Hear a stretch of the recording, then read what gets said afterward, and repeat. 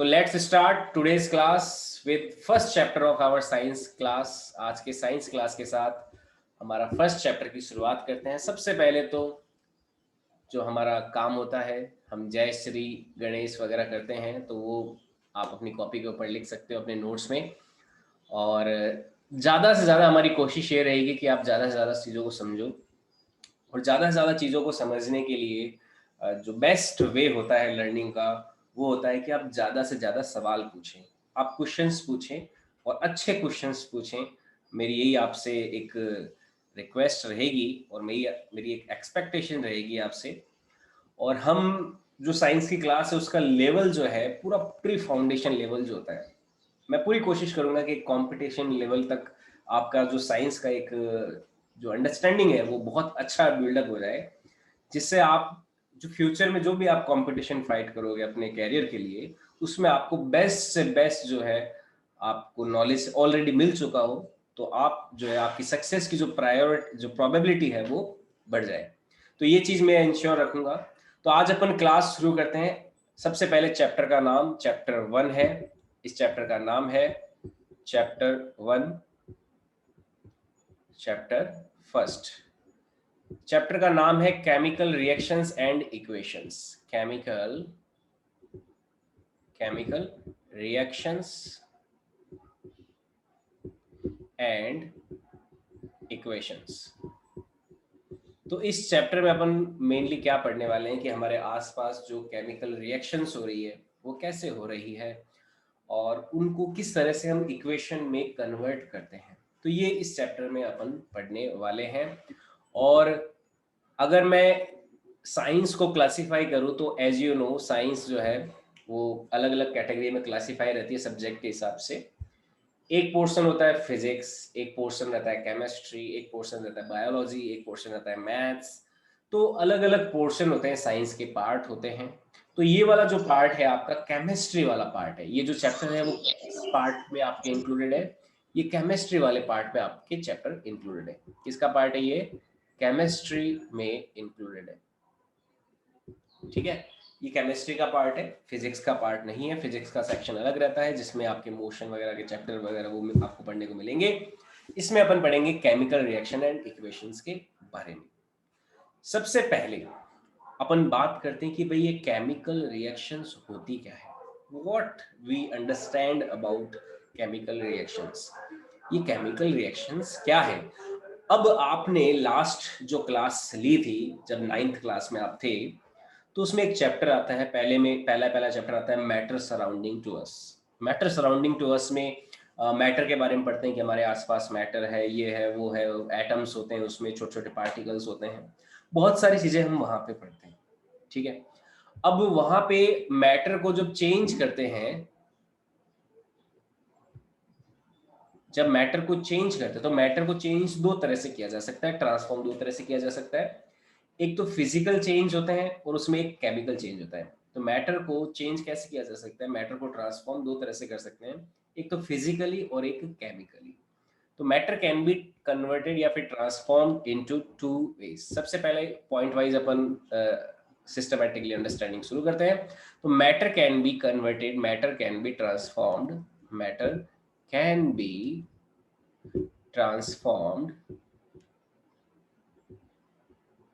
transformed in two ways, in two ways। ये दो कौन से तरीके होते हैं मैटर को ट्रांसफॉर्म करने के? एक तो तरीका होता है फिजिकल मेथड या फिजिकली, और एक होता है केमिकल मेथड्स। एक तो फिजिकल मेथड से हम कन्वर्ट कर सकते हैं, मैटर को ट्रांसफॉर्म कर सकते हैं, और एक रहता है chemical. Physical method, physical methods रहते हैं मैटर को ट्रांसफॉर्म करने के, और एक रहता है केमिकल मेथड्स, केमिकल मेथड्स।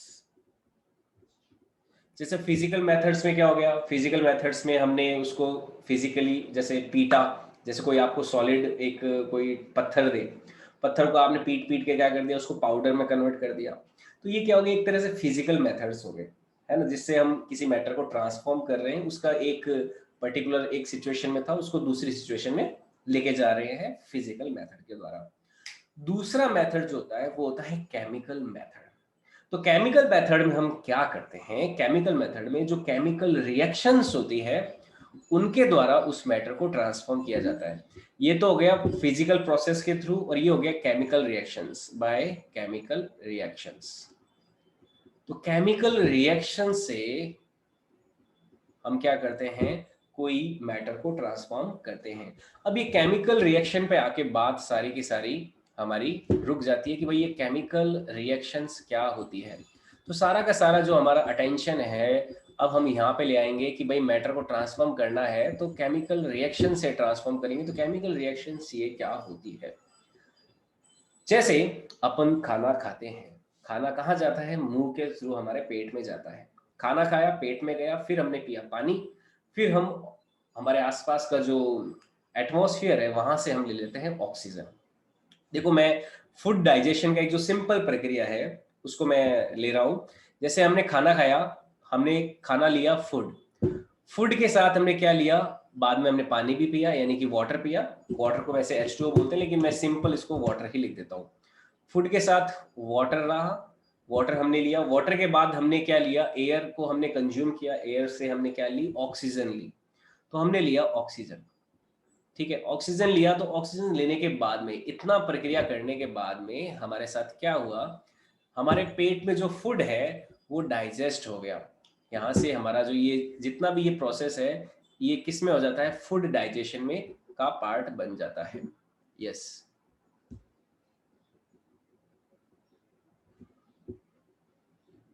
हम्म।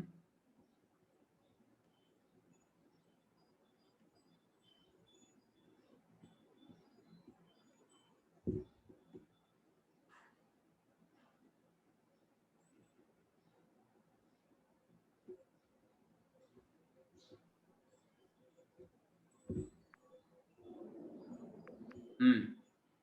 ठीक है। नहीं ठीक नहीं है, ठीक नहीं है। ओके। तो नहीं देखो ये जो कुछ नहीं प्रक्रिया है। है, ये अरे ये जो प्रक्रिया प्रक्रिया है नहीं इस है। प्रक्रिया में क्या हो रहा है, फूड डाइजेशन होता है। ये प्रक्रिया क्या होती है, फूड डाइजेशन की प्रक्रिया है। क्या होता है इसमें, फूड डाइजेशन। हेलो। ठीक है, अब फूड डाइजेशन में हमने तो खाना खाया था, लेकिन वो खाना किस में कन्वर्ट हो चुका है, वो किस में कन्वर्ट हो जाता है, एनर्जी में कन्वर्ट हो जाता है ना। हमें जब हम खाना एनर्जी। खाते हैं तो किस में कन्वर्ट हो जाता है, हमें एनर्जी मिलती है खाना खाने से। और हमें क्या मिलता है, और हमारे बॉडी का फॉर्मेशन होता है, हमारी बॉडी की बिल्डिंग होती है ना, फॉर्मेशन ऑफ बॉडी। जो फॉर्मेशन सर है समझ में तो बॉडी आ ही नहीं रहा है। हमारा किस वजह से हो रहा है, हमारा अरे समझ खाना में नहीं आ खाने। रहा है। अगर हम खाना नहीं खाए रिचू। तो हमारी बॉडी का फॉर्मेशन हाय। होगा क्या, बॉडी के फॉर्मेशन से क्या मतलब है, इसको ध्यान से समझना। जैसे जब हम खाना ले रहे हैं तो जो खाना है एक तो उससे हमें एनर्जी मिल रही है डाइजेशन होने के बाद में, और एनर्जी के साथ साथ हमारी जो हड्डियां हैं वो बनती है, हमारी जो चमड़ी है स्किन है वो बनती है, हमारे बाल जो है वो बनते हैं, अरे हमारी फोनिक्स टांगे आवाज आ रही बनती क्या? है ना। जैसे आप सोच के देखिए, जब आप पैदा हुए थे तब आप बड़े छोटे छोटे मुन्ने बच्चे थे, तब आपकी आंखें बड़ी छोटी छोटी थी, लेकिन आज आपकी फ्री फायर आंखें जिंदाबाद। बहुत बड़ी हो गई है ना। मारवाड़ी में आंखों को क्या बोलते हैं, डोबे।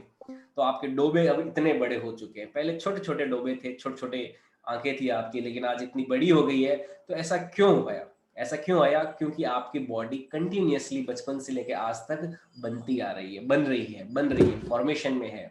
तो कहने का मतलब क्या है, यहाँ पे हमने फूड लिया, वाटर लिया, और फूड लिया, वाटर लिया, तो और ऑक्सीजन लिया, तो उससे हमारे पास क्या बना, एनर्जी बना, और हमारी बॉडी का फॉर्मेशन हुआ। देखो ये जो फर्स्ट चैप्टर है इसमें पहले मैं आपको थोड़ा सा एक बेसिक एक डिस्कशन वाला आइडिया, एक आइडियाज को डिस्कस कर सके वैसा एक प्लेटफॉर्म क्रिएट कर रहा हूँ। ये एग्जैक्टली आपकी बुक में कंटेंट थोड़ा अलग होगा, मतलब आपकी बुक को थोड़ा सा रेफरेंस मान रहा हूँ, लेकिन मैं अपनी तरफ से आपको बहुत सारी चीजें एक्स्ट्रा दे रहा हूँ, जिससे आपका जो लर्निंग है, बेसिक अंडरस्टैंडिंग है साइंस का, वो आपका क्लियर हो जाएगा। भाई पार्थ, क्या क्या दिक्कत है तुम्हें पार्थ?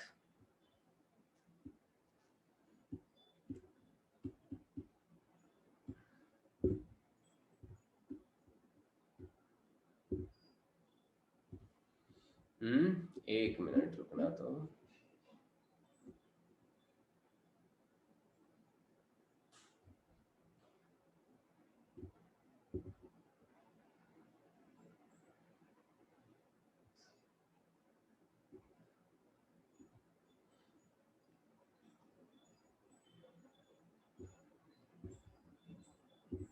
ठीक है, आगे बढ़ते हैं। देखो, एनर्जी एंड फॉर्मेशन। तो जो फूड हमने इंटेक लिया वाटर के साथ, ऑक्सीजन के साथ, वो डाइजेस्ट हुआ, डाइजेस्ट होने के बाद में उससे हमारी बॉडी को एनर्जी मिली और बॉडी में फॉर्मेशन हुआ। तो ये जो पूरा प्रक्रिया है, ये पूरा प्रक्रिया किसके वजह से होता है? ये केमिकल रिएक्शन की वजह से हो रहा है। हमारी बॉडी के अंदर जब फूड जाता है तो एक केमिकल रिएक्शन होती है, केमिकल रिएक्शन से हमें उस फूड से एनर्जी मिलती है और हमारी बॉडी का फॉर्मेशन होता है। जो भी उस फूड के अंदर जो न्यूट्रिशंस थे वो हमारी बॉडी के हर हिस्से में जाके कंज्यूम हो जाते हैं। जैसे कुछ पार्टिकल्स हड्डियां बनाने में काम आ जाएंगे, कुछ पार्टिकल स्किन को बनाने में, कुछ पार्टिकल हेयर को बनाने में। तो इससे हमारा बॉडी का फॉर्मेशन होगा।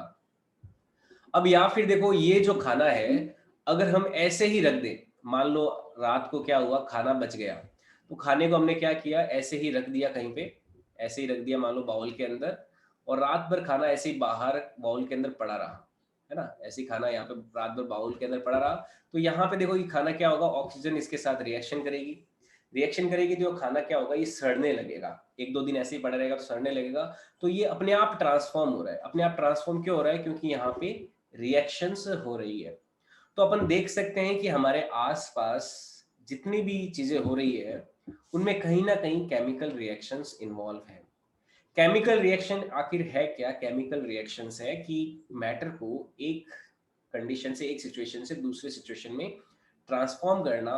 और यही जो ट्रांसफॉर्मेशन है इसी को अपन क्या बोलते हैं? केमिकल रिएक्शंस बोलते हैं। इसमें क्या होता है एक्चुअली में, फिजिकल मेथड और केमिकल मेथड में जो डिफरेंस है, जो फिजिकल मेथड है उसमें तो उसमें इलेक्ट्रॉन्स का एक्सचेंज नहीं होता। इलेक्ट्रॉन्स, अगर आपने थोड़ा बहुत आइडिया हो आपको, तो केमिकल रिएक्शंस की खासियत क्या होती है, इसमें इलेक्ट्रॉन्स का एक्सचेंज होता है। लेकिन फिजिकल जो मेथड्स होते हैं उनमें इलेक्ट्रॉन्स का एक्सचेंज नहीं होता है, वो केवल फिजिकल मेथड से ही परफॉर्म करते हैं। तो यहाँ पे एक इंपॉर्टेंट नोट ध्यान में रखना कि जितने भी केमिकल रिएक्शंस होती है उनमें क्या होता है, एक्सचेंज ऑफ इलेक्ट्रॉन्स होता है। इन chemical reactions, in chemical reactions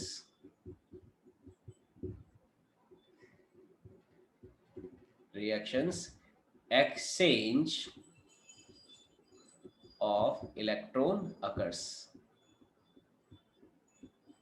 तो केमिकल रिएक्शन में क्या होता है, एक्सचेंज ऑफ इलेक्ट्रॉन्स होते हैं, यानी कि इलेक्ट्रॉन्स एक दूसरे को एक्सचेंज करते हैं, है ना। जैसे फूड, वाटर, ऑक्सीजन में क्या हुआ होगा, फूड ने इलेक्ट्रॉन दिए होंगे या लिए होंगे, वाटर ने इलेक्ट्रॉन दिए होंगे या लिए होंगे, या फिर ऑक्सीजन ने इलेक्ट्रॉन्स दिए होंगे या फिर लिए होंगे। ये इलेक्ट्रॉन का सिंबल है, ये चीज ध्यान में रखना। मैं इलेक्ट्रॉन को आगे भी ऐसे ही लिखूंगा। ये सिंबल किसका है? इलेक्ट्रॉन का है। तो फूड डाइजेशन में या फिर किसी भी केमिकल रिएक्शन में क्या होता है, इलेक्ट्रॉन्स का एक्सचेंज होता है। अभी तक यहाँ तक जो मैं एक्सप्लेन कर रहा हूँ, इसमें आपको किसी को कोई डाउट हो तो पूछ सकते हो। किसी को कोई चीज समझ में नहीं आए तो यू कैन आस्क। क्लियर है? रिपीट कर दो एक बार। देखो, आरबीएसई और सीबीएसई का कोई इतना बड़ा इफेक्ट नहीं पड़ेगा। जो भी मैं कंटेंट करा रहा हूँ आपको, ये आपका जो बेस है चीजों को लेते हुए, वो आपका बहुत मजबूत हो जाएगा। तो आपको, अगर आप आरबीएसई की बुक लेते हो, सीबीएसई की लेते हो, तो कोई फर्क नहीं पड़ने वाला है। और फिलहाल आप जानते हो कि आरबीएसई और सीबीएसई में दोनों में एनसीईआरटी कॉमन होने वाली है इस सेशन से। तो मेन जो है, अपन एनसीईआरटी को टारगेट रखेंगे, एनसीईआरटी को ध्यान में रखते हुए ये सारा साइंस के चैप्टर्स पढ़ेंगे। और अगर आपके पास अभी साइंस में की जो एनसीईआरटी की बुक है अगर आपके पास नहीं है, और दुकानों में भी शायद हो सकता है अवेलेबल ना हो, और आपको घर से बाहर भी नहीं निकलना है, तो अभी आप फिलहाल क्या कर सकते हो, जो ऑनलाइन इंटरनेट है, इंटरनेट से आप डाउनलोड कर सकते हो। गूगल सर्च कर लीजिए आपकी class 10th science NCERT book, तो आपको बहुत सारे लिंक मिल जाएंगे और वहां से आप क्या कर सकते हो, वहां से आप एनसीईआरटी की बुक डाउनलोड कर लीजिए। और बुक डाउनलोड करके, हाँ, दिव्य पार्ट बुक चलेगी क्या सर? आरबीएसई की बुक, हाँ आरबीएसई की बुक भी चलेगी। बाकी अगर एनसीईआरटी की बुक हो तो आप डाउनलोड कर लीजिए ऑनलाइन, आपको फ्री ऑफ कॉस्ट अवेलेबल हो जाएगी, तो कोई बड़ा इश्यू नहीं रहेगा। ठीक है, देखो लास्ट जो पॉइंट है, इलेक्ट्रॉन, प्रोटॉन, न्यूट्रॉन। जैसा कि हम जानते हैं एक एटम जो होता है वो इलेक्ट्रॉन, प्रोटॉन, न्यूट्रॉन से मिलकर बना होता है। जैसे एक एटम मैं बनाऊं तो एटम किससे बना होता है? ये जैसे एक न्यूक्लियस है एटम के अंदर, और सराउंडिंग में उसके क्या होता है, इलेक्ट्रॉन चक्कर लगाते हैं, ऐसे इलेक्ट्रॉन सराउंडिंग में चक्कर लगाते हैं ना, ये एक एटम का शेप होता है। तो यहाँ पे ये जो एटम है, इस एटम के बाहर यहाँ पे तो होते हैं इलेक्ट्रॉन्स, ऐसे ये इलेक्ट्रॉन्स चक्कर लगाते हैं, ये क्या है, इलेक्ट्रॉन। और एटम के अंदर यहाँ पे क्या होते हैं, प्रोटॉन एंड न्यूट्रॉन होते हैं, प्रोटॉन एंड न्यूट्रॉन होते हैं। तो जब भी कोई केमिकल रिएक्शन होती है तो उस केमिकल रिएक्शन में जो इलेक्ट्रॉन्स हैं, देखो मैटर जो होता है वो किससे मिलकर बना होता है, एटम से मिलकर बना होता है। तो उस एटम के अंदर जो बाहर की ओर जो इलेक्ट्रॉन्स होते हैं, ये क्या होते हैं, केमिकल रिएक्शन में एक्सचेंज होते हैं। ठीक है, रिकॉर्डिंग मैं अवेलेबल करवा दूंगा, रिकॉर्डिंग मैं खुद ही रिकॉर्ड कर रहा हूँ, तो रिकॉर्डिंग आपको मिल जाएगी। ठीक है, मैं यूट्यूब लिंक भेज दूंगा तो आपको वहां पे रिकॉर्डिंग मिल जाएगा। ओके, तो केमिकल रिएक्शन में इलेक्ट्रॉन्स का एक्सचेंज करते हैं। और फिजिकल जो प्रोसेस है, इसमें एक इंपॉर्टेंट ध्यान रखना, जो भी फिजिकल मेथड होता है या फिजिकल प्रोसेस जो होता है उसमें इलेक्ट्रॉन्स का एक्सचेंज नहीं होता, तो एक पॉइंट ध्यान में रखना। But in physical process, in physical process, physical process electron exchange do not occur. ठीक है, do not occur. Physical process में क्या होता है, इलेक्ट्रॉन एक्सचेंज अकर नहीं होता है, वहां पे ये चीज नहीं होती। लेकिन केमिकल रिएक्शंस में इलेक्ट्रॉन जो प्रोसेस है, इलेक्ट्रॉन एक्सचेंज जो है वो अकर होता है। अच्छा, केमिकल रिएक्शंस के और देखो एग्जांपल्स, केमिकल रिएक्शंस के एग्जांपल और देख सकते हैं अपन। जैसे मान लो एक लकड़ी है, लकड़ी को जब हम जलाते हैं, जैसे ये लकड़ी है ना, लकड़ी ब्राउन कलर की होती है, तो मैं आपके लिए लकड़ी ब्राउन कलर की ही ले लेता हूँ। ये मान लो लकड़ी है ब्राउन कलर की, है ना, ये वुड है। इस वुड को जब जलाते हैं, वुड को जलाने के लिए हमने मान लो माचिस की तीली ली, माचिस की तीली में हमने इसको जलाया, ऐसे जलने लगा, तो ये भी वुड जो है वो जलने लगेगी, इस तरह से इससे आग की लपटें निकलेगी। तो ये जो आग की लपटें निकल रही है, जो फायर है, यहाँ पे ये फायर के निकलने का जो प्रक्रिया है, आग के निकलने का प्रक्रिया क्या हो रहा है यहाँ पे, ये भी एक केमिकल रिएक्शन ही है, ये ध्यान रखें। ये क्या हो रहा है यहाँ पे, केमिकल रिएक्शन हो रही है, यहाँ पे क्या हो रहा है, ये केमिकल रिएक्शन हो रही है। तो ये चीज ध्यान में रखें, लकड़ी का जलना हो गया, है ना, या फिर पेट्रोल हो गया, पेट्रोल को भी अगर आप तीली दिखाओ तो वहां पे भी क्या होता है, केमिकल रिएक्शन ही होती है ना। आग जलने लगती है तो केमिकल रिएक्शन हो रही है, पेट्रोल जल रहा है, लकड़ी जल रही है। तो इस तरह से बहुत सारे एग्जाम्पल हमने आसपास देख सकते हैं जहाँ पे केमिकल रिएक्शन होती ही होती है।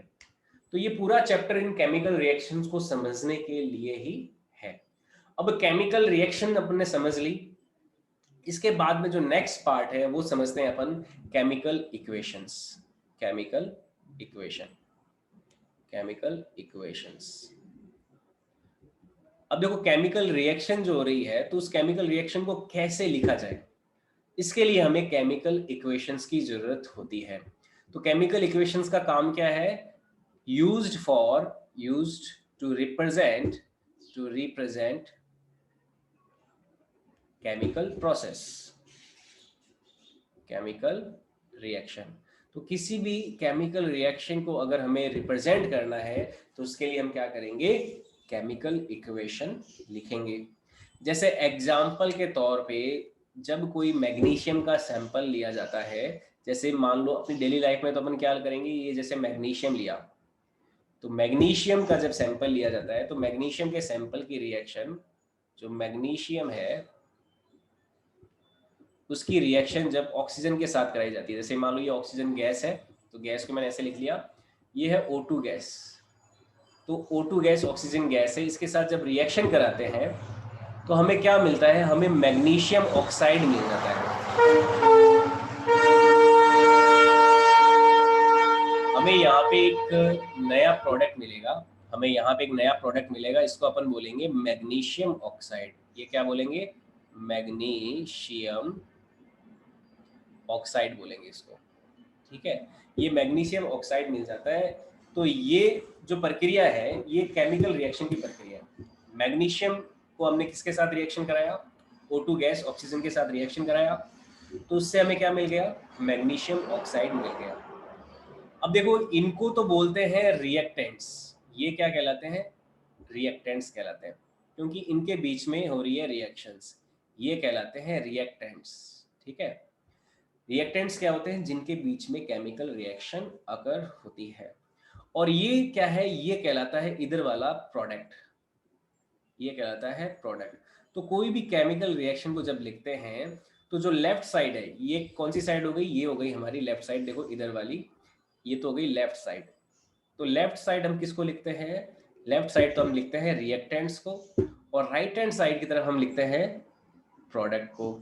ठीक है, लेफ्ट साइड तो हम रिएक्टेंट्स को लिखते हैं और राइट हैंड साइड लिखते हैं हम प्रोडक्ट को। और लेफ्ट से राइट जाने के लिए हम एक एरो का इंडिकेशन करते हैं, ये करते हैं एरो का इंडिकेशन। तो इस एरो से हमें क्या पता चलता है कि रिएक्शन लेफ्ट से राइट जा रही है, यानी कि रिएक्टेंट्स रिएक्ट करके क्या बना रहे हैं, प्रोडक्ट बना रहे हैं। और ये दोनों आपस में क्या हो रहे हैं, ऐड हो रहे हैं। तो एडिशन के लिए हम क्या करते हैं, यहाँ पे एक देखो ये प्लस का सिंबल यूज किया जाता है। ये किसके लिए यूज किया जाता है, क्योंकि दोनों रिएक्टेंट्स आपस में क्या हो रहे हैं, ऐड हो रहे हैं। जैसे मैग्नीशियम यहाँ पे किसके साथ ऐड हो रहा है, ऑक्सीजन गैस के साथ ऐड हो रहा है। तो उस एडिशन को रिप्रेजेंट करने के लिए हम क्या करते हैं, एक प्लस साइन का यूज किया जाता है। तो मैग्नीशियम जब ऑक्सीजन के साथ रिएक्शन करता है तो क्या बन जाता है, मैग्नीशियम ऑक्साइड बन जाता है। तो हमने हमारी जो डेली लाइफ है उसमें तो कुछ इस तरह का हमें देखने को मिलेगा। अब इसको देखो वर्ड्स में कैसे एक्सप्रेस करें। अब अगर हम वर्ड्स में लिखें इसको, जैसे अभी तो मैंने आपको एक डायग्राम बना के दिखाया है, इसको अपन वर्ड्स में ऐसे एक्सप्रेस कर सकते हैं कि जब मैग्नीशियम मैग्नीशियम जब मैग्नीशियम ऑक्सीजन के साथ रिएक्शन करता है, किसके साथ, ऑक्सीजन के साथ, तो उससे हमें मिलता है मैग्नीशियम ऑक्साइड, है ना। जब मैग्नीशियम को ऑक्सीजन के साथ रिएक्शन कराएंगे तो हमें मिलेगा इससे मैग्नीशियम ऑक्साइड, मैग्नीशियम ऑक्साइड। तो ये जो प्रक्रिया हमारे साथ में, मान लो हमारे डेली लाइफ में कहीं पे भी हमें ऐसा लेबोरेटरी में देखने को मिलता है, उसे हम इस तरह से लिख सकते हैं। तो ये वर्ड्स में इस रिएक्शन को लिखने का तरीका हो गया। जैसे एक तो स्टेटमेंट में लिखें कि भाई जब मैग्नीशियम ऑक्साइड की रिएक्शन ऑक्सीजन से होगी तो हमें मैग्नीशियम ऑक्साइड मिलेगा। ये तो हो गया वर्ड्स में एक्सप्रेस करने का तरीका। और दूसरा तरीका हो गया थोड़ा शॉर्ट, शॉर्ट तरीका क्या हो गया, मैग्नीशियम प्लस ऑक्सीजन क्या हो गया हमारा, मैग्नीशियम ऑक्साइड हो गया। ठीक है, देखो ये तो था पहले, मान लो मैग्नीशियम का पाउडर लिया, उसके साथ ऑक्सीजन की रिएक्शन कराई तो हमें क्या मिल गया, मैग्नीशियम ऑक्साइड मिल गया। ये लेफ्ट हैंड साइड तो रिएक्टेंट्स को लेते हैं, राइट हैंड साइड प्रोडक्ट्स को लेते हैं। और रिएक्टेंट से जब प्रोडक्ट बनता है तो उससे हम जिस साइड से रिएक्शन होती हुई प्रोडक्ट हमारी फॉर्म हो रही है उसे हम एक एरो से इंडिकेट करते हैं। ठीक है, जैसे मान लो रूह अफ़ज़ा के 2 ढक्कन आपने गिलास में डाले और फिर आपने उसमें पानी डाला, तो रूह अफ़ज़ा और पानी मिलके क्या बन गया, शरबत बन गया, है ना। उसी तरह से जैसे मैग्नीशियम और ऑक्सीजन दोनों रिएक्टेंट्स हैं, उन दोनों ने आपस में रिएक्शन की तो उससे क्या मिल गया, हमें प्रोडक्ट मिल गया मैग्नीशियम ऑक्साइड का, जिसे हमने राइट साइड में रख दिया। और इसे हम वर्ड्स में अगर एक्सप्रेस करना हो तो हम क्या लिख सकते हैं इसको, magnesium plus oxide arrow gives magnesium oxide. ठीक है, अब इसको और ज्यादा शॉर्ट में लिखना हो तो सिंबल्स में भी लिख सकते हैं, reaction in symbols, reaction in symbols. तो देखो सिंबल्स में कैसे लिख सकते हैं, मैं मैग्नीशियम को तो लिख देता हूं Mg। मैग्नीशियम का जो सिंबल होता है, मैग्नीशियम अपने आप में एक एलिमेंट है और इसका सिंबल होता है Mg। जैसे ऑक्सीजन का O होता है, हाइड्रोजन का H होता है, हीलियम का He होता है, वैसे ही मैग्नीशियम का जो सिंबल होता है वो होता है Mg। मैग्नीशियम की रिएक्शन जब ऑक्सीजन से कराई, अब ऑक्सीजन को देखो हम किस में लिखते हैं, O2 के फॉर्म में लिखते हैं। ऑक्सीजन हमेशा O2 के फॉर्म में अवेलेबल होती है, सिंपल खाली O के फॉर्म में ये अवेलेबल नहीं होती है। इसकी अवेलेबिलिटी किस में रहती है, O2 की फॉर्म में रहती है। तो मैग्नीशियम का रिएक्शन जब O2 से कराया, अब देखो यहाँ पे बीच में एक एरो इंडिकेट करेंगे, एरो इंडिकेट करेंगे और इस एरो के बाद में जो प्रोडक्ट बनेगा, प्रोडक्ट हमारा बन जाएगा मैग्नीशियम ऑक्साइड। तो मैग्नीशियम ऑक्साइड का जो फॉर्मूला होता है वो होता है MgO2। तो यहाँ से हमें क्या मिल जाएगा, MgO2 मिल जाएगा। तो ये एक तरीका है किसी भी रिएक्शन को लिखने का, शॉर्ट में सिंबल्स के फॉर्म में लिखने का। हमें क्या मिल गया, मैग्नीशियम ऑक्साइड मिल गया, MgO2 मिल गया। ठीक है, ये रिएक्शन इन सिंबल्स। यहाँ पे हम सिंबल्स लिख के भी क्या कर सकते हैं, सबसे जो शॉर्ट वे है रिएक्शन को एक्सप्रेस करने का, इस तरह से यूज कर सकते हैं। ठीक है, मैग्नीशियम लिया प्लस ऑक्सीजन लिया, ये किस में कन्वर्ट हो गया, मैग्नीशियम ऑक्साइड में, तो Mg लिया प्लस O2 लिया, MgO2 कन्वर्ट हो गया। और देखो एग्जांपल्स, और एग्जांपल जैसे हमारे डेली लाइफ में जब हम ऑक्सीजन का रिएक्शन, किसका, ऑक्सीजन का रिएक्शन हम किसके साथ कराते हैं, और एग्जांपल ले रहा हूं, ऑक्सीजन का रिएक्शन जब हाइड्रोजन से करवाते हैं, तो हाइड्रोजन से जब रिएक्शन कराते हैं ऑक्सीजन की, तो कोई मुझे बता सकता है, बताओ प्रोडक्ट क्या बनता है इससे, आगे हमें क्या मिलेगा।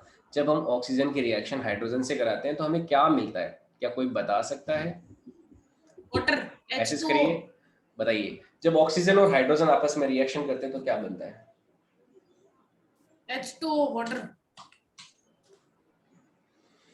जवाब आया है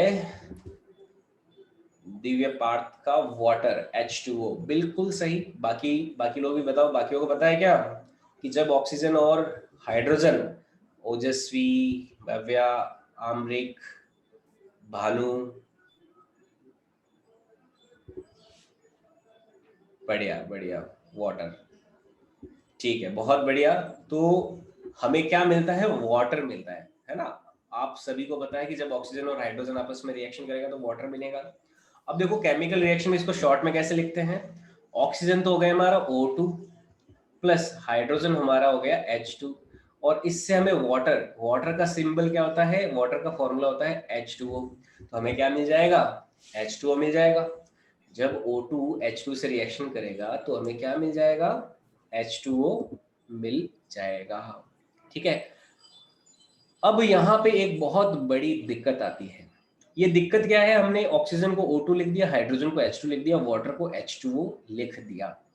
अब इधर हाइड्रोजन 2 है, इधर भी हाइड्रोजन 2 है, इधर ऑक्सीजन 2 है पर इधर ऑक्सीजन 1 है, तो ये रिएक्शन क्या हो गई, देवपाठ माइक बंद कर। अनबैलेंस्ड हो गई, अनबैलेंस्ड हो बकरे गई। ये माइक बंद रिएक्शन कर। अनबैलेंस्ड क्यों हो गई, क्योंकि इसमें क्लियर बेटा। जितने O2 राइट हैंड साइड में उतने O2 लेफ्ट हैंड साइड में नहीं है, तो रिएक्शन अनबैलेंस्ड हो गई, तो ये रिएक्शन सही नहीं है। रिएक्शन सही क्यों नहीं है, क्योंकि क्योंकि जो केमिकल रिएक्शंस होती है वो हमेशा law of conservation of mass को फॉलो करती है। यानी कि जो मास कंजर्वेशन लॉ है, मास कंजर्वेशन लॉ माइक क्या बंद कर होता है, देवे। मैटर कैन बकरे नीदर माइक बी बंद कर। Created nor can be destroyed. अभी मैटर ऑन को हम करके बोल क्रिएट रहा हूँ, भी नहीं पहले कर सकते, ऑफ ना है। ही उसको डिस्ट्रॉय कर सकते हैं। तो यहाँ पे 2 ऑक्सीजन हैं, तो इधर भी 2 ऑक्सीजन आना ही होगा, 2 ऑक्सीजन को। तो matter can neither be created nor can be destroyed in a chemical reaction. तो केमिकल रिएक्शन में मैटर सर को ना तो बनाया जा सकता है ना बिगाड़ा जा सर इसे सकता है, तो तो इस वजह 2H2O से लिख सकते मैटर हैं। यानी कि मास कंजर्व रहना चाहिए। तो जितने सर को एटम सुनाई नहीं दे रहा, किसी चैट में केमिकल लिख दो। रिएक्शन में लेफ्ट हैंड साइड में उतने ही राइट हैंड साइड सर में को सुनाई नहीं होने दे रहा, चाहिए, चैट में लिख और दो। ये जब हो जाएंगे तब उस रिएक्शन को क्या बोला जाएगा सर कि केमिकल रिएक्शन बैलेंस हो चुकी है। केमिकल रिएक्शन को हमने क्या सर कर का दिया, स्पीकर बंद है। बैलेंस कर दिया है। तो इसमें एक पॉइंट लिखेंगे, in chemistry, in chemical reaction, in a देवपाठ माइक बंद कर। in a chemical reaction, in a chemical reaction, matter can neither created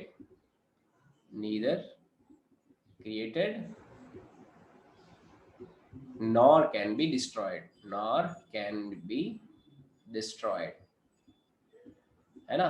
तो मैटर ना तो क्रिएट किया जा सकता है और ना ही डिस्ट्रॉय किया जा सकता है। इसको क्या बोलते हैं, मास कंजर्वेशन लॉ बोलते हैं। इसको बोलते हैं मास कंजर्वेशन लॉ, जो आप लास्ट पिछली क्लास में आपने पढ़ा होगा। इसको बोलते हैं मास कंजर्वेशन लॉ। तो matter can neither be created nor can be destroyed, इसको बोलते हैं मास कंजर्वेशन लॉ। तो इसका मतलब क्या ओके हो गया, ओके। हमारे केमिकल रिएक्शन में भी जितने लेफ्ट हैंड साइड में उतने ही राइट हैंड साइड में होने चाहिए। Right hand. In a chemical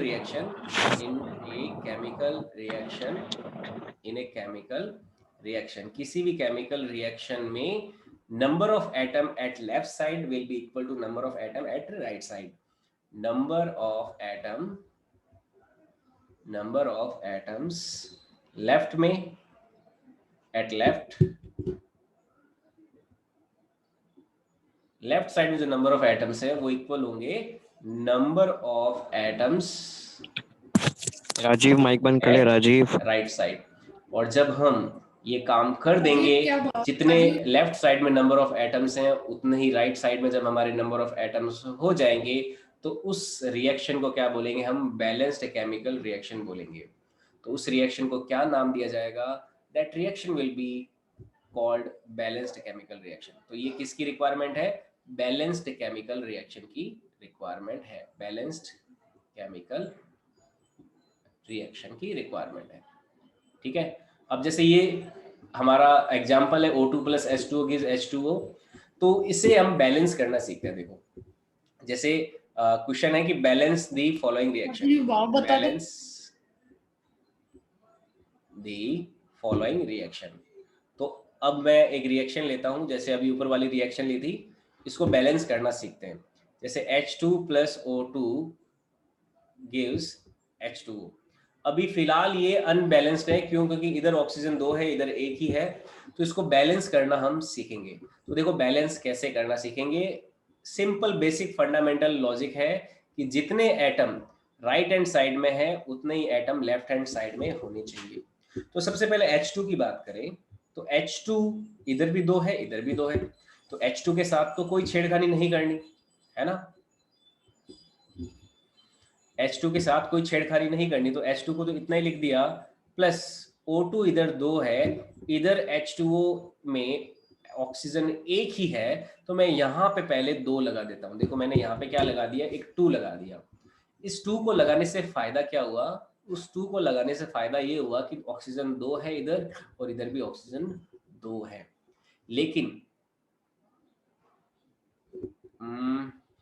मेरे को देखो ऑडियो मैं नहीं सुन रहा हूँ, ऑडियो मत बोलना। केवल कोई भी डाउट वगैरह आए, क्वेश्चन आए तो मैसेज ही करना। मैंने ईयरफोन नहीं लगा रखा तो मेरे को आपका ऑडियो नहीं सुनाई देगा। तो आप ऑडियो में कोई सवाल वगैरह ना पूछें। आपको कोई भी डाउट आता है आमरिक तो मुझे टाइप ही करें, आप मैसेज टाइप करें, मैसेज ठीक ही है देख के सर। आपके डाउट का रिप्लाई ठीक दूंगा। ठीक। नहीं नहीं ठीक नहीं है, कोई नहीं नहीं नहीं नहीं डाउट मैं है ही नहीं। मैसेज से ही रिप्लाई कर पाऊंगा आपके क्वेश्चंस का, आपके डाउट्स का। मैंने ऑडियो नहीं नहीं नहीं लगा नहीं रखा है कान में। है नहीं जरूरत ही नहीं ओके, है। तो ये चीज ध्यान डाउट रखनी नहीं राजीव है। है। अब फिर देखो भाव बता यहाँ दे। पे 2 लगाया तो ऑक्सीजन तो 2 हो गए, पर हाइड्रोजन इधर भाव कितने हो बता गए? दे 4 हो राजीव। गए। तो हाइड्रोजन बैलेंस नहीं हुआ। अभी भी ये क्या है? अनबैलेंस्ड है। ठीक है, ये अभी भी अनबैलेंस्ड है क्योंकि हाइड्रोजन यहाँ पे कितने हैं? 2 है, लेकिन इधर कितने हो गए? 4 हो गए। तो हाइड्रोजन को बैलेंस करने के लिए क्या करेंगे हम? हाइड्रोजन को बकरे बैलेंस चुपचाप करने बैठे के रहे। लिए फिर इस H2 प्लस O2 के आगे गिव्स H2O वाला जो ये यहाँ तक हमने किया 2H2O, क्या भाव है? अब हम हाइड्रोजन के आगे क्या करेंगे? एक बार और 2 लगा देंगे। तो ये 2 इंटू 2 4, 2 इंटू 2 4, ऑक्सीजन 2, ऑक्सीजन 2। तो अब ये रिएक्शन जो है व्हाट्स द वो एक भाव बैलेंस्ड राजीव? केमिकल रिएक्शन हो चुकी है। बकरे चुपचाप पड़ा इस रहे, तरह ज्यादा से मत बोल। ये हो गई बैलेंस्ड केमिकल रिएक्शन, बैलेंस्ड मेरी क्या भाव? Chemical reaction. ठीक है। तो ये बैलेंस्ड केमिकल रिएक्शन हो गई। तो किसी भी केमिकल रिएक्शन को बैलेंस करने के लिए क्या लॉजिक है? बेसिक लॉजिक हमारा ये यूज करना है, number of atoms at left side will be equal to number of atoms at right side. जो लेफ्ट साइड में जितने एटम्स होंगे उतने ही राइट साइड में एटम्स होने चाहिए। उससे हम किसी भी केमिकल रिएक्शन को बैलेंस कर सकते हैं बिना किसी दिक्कत के। ये एक बेसिक प्रिंसिपल है केमिकल रिएक्शन को बैलेंस करने का। ठीक है, तो एक बार मैं रिवाइज कर देता हूँ, अभी 1-2 मिनट में अपनी क्लास फिनिश हो जाएगी। तो आज हमने क्या शुरुआत की? आज हमने शुरुआत किया आपके साइंस क्लास के का जो केमिस्ट्री है या फिर साइंस का जो आपकी बुक का फर्स्ट चैप्टर है उसकी हमने शुरुआत की। इस चैप्टर का नाम है केमिकल रिएक्शंस एंड इक्वेशंस। तो दुनिया का जितना भी मैटर है उसको 2 तरह से ट्रांसफॉर्म किया जा सकता है। एक तो है फिजिकल मेथड और एक होता है केमिकल मेथड। केमिकल मेथड में केमिकल रिएक्शंस होती है। केमिकल रिएक्शंस के मैंने कुछ एग्जांपल दिए कि भाई फूड है, वाटर है, ऑक्सीजन है, मिलके डाइजेशन करते हैं, हमारी बॉडी में एनर्जी बनती है, हमारी बॉडी का फॉर्मेशन होता है। या फिर खाना कोई ऐसे ही रखा हुआ है तो उस खाने में ऑक्सीजन जो है उसको क्या करती है? सड़ा देती है ना, 3-4 दिन तक ऐसे ही पड़ा रहे। फिर मैंने एक आपको बेसिक डिफरेंस बताया कि भाई फिजिकल अगर कोई प्रोसेस हो रहा है और कोई केमिकल प्रोसेस हो रहा है या केमिकल रिएक्शन हो रही है तो उसमें बेसिक डिफरेंस क्या है। तो केमिकल रिएक्शन में तो इलेक्ट्रॉन्स का एक्सचेंज होता है, लेकिन फिजिकल प्रोसेस में इलेक्ट्रॉन्स का एक्सचेंज नहीं होता है। ये एक बेसिक डिफरेंस रहता है। जैसे और भी एग्जांपल बताए, फिर मैंने लिया कि केमिकल रिएक्शन को रिप्रेजेंट कैसे करते हैं। लेफ्ट हैंड साइड में तो रिएक्टेंट्स रहते हैं, राइट हैंड साइड में प्रोडक्ट रहते हैं। फिर पहले स्टार्टिंग में वर्ड्स के तौर पे लिखा जाता था कि मैग्नीशियम और ऑक्सीजन को मैग्नीशियम ऑक्साइड बना दिया। फिर सिंबल में लिखा जाने लगा कि Mg+O2 गिव्स MgO2, है ना, मैग्नीशियम ऑक्साइड दे रहा है। तो इस तरह से धीरे धीरे इवॉल्व हुआ। फिर हमने रिएक्शन को बैलेंस करने का एक बेसिक फंडा सीखा कि नंबर ऑफ